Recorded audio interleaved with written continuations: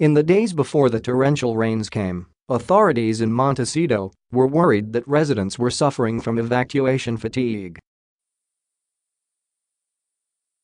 After fleeing last month's record-setting wildfire, they wondered if locals would go along with future directives to leave their homes. Those concerns proved tragically on point, as more than a dozen residents of the coastal enclave died in a massive mud and debris flood early Tuesday after apparently not heeding a voluntary evacuation order.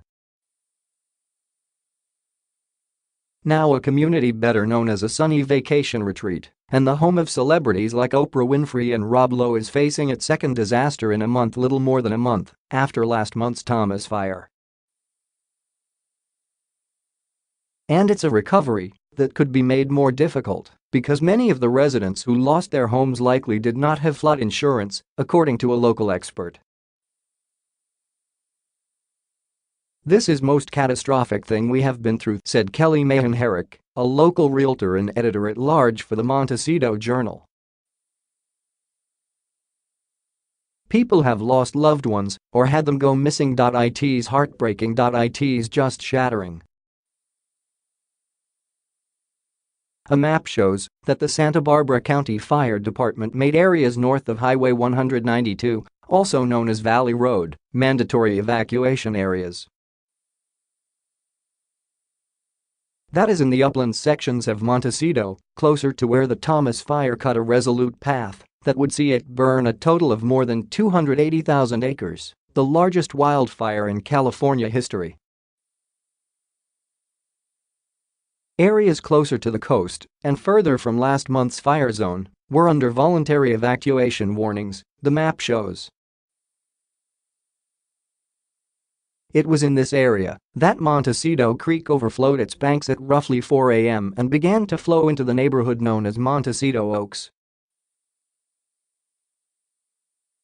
Mill Road, close to the creek, turned into a river, delivering tons of water, mud and debris south toward Highway 101, according to local residents. By daybreak, the state's main coastal freeway was rendered impassable, filled with mud, stray cars, boulders and hunks of ravaged homes. The debris flow pushed into the garage and lobby of the signature Montecito Inn, the hotel with a red terracotta roof that is a landmark on Coast Village Road. The street of small boutiques, brasseries and wine shops constitutes Montecito's downtown. On summer days, it is crowded with tourists.On. Tuesday, the block closest to the creek was filled with mud and downed trees.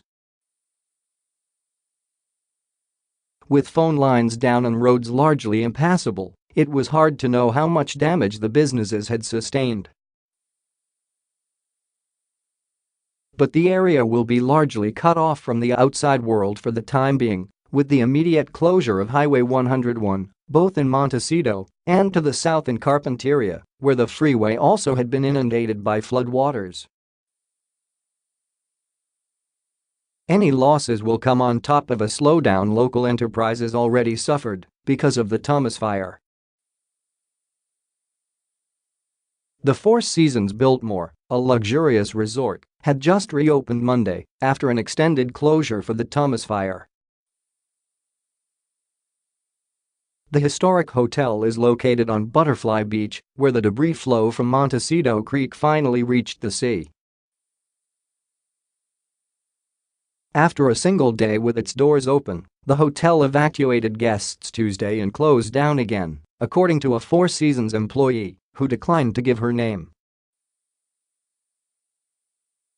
Some guests were moved to another Four Seasons property in Westlake Village, inland and well away from the floodwaters. There was no indication of when the Biltmore would reopen. Just to the south of the hotel, workers have been rebuilding a new iteration of another landmark hotel, the Miramar.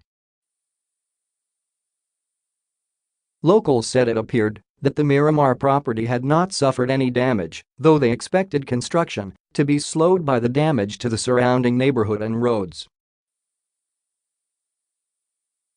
Herrick said homeowners in Montecito Oaks where houses can range from $1.2 million to $4 million and more, also may face challenges in rebuilding.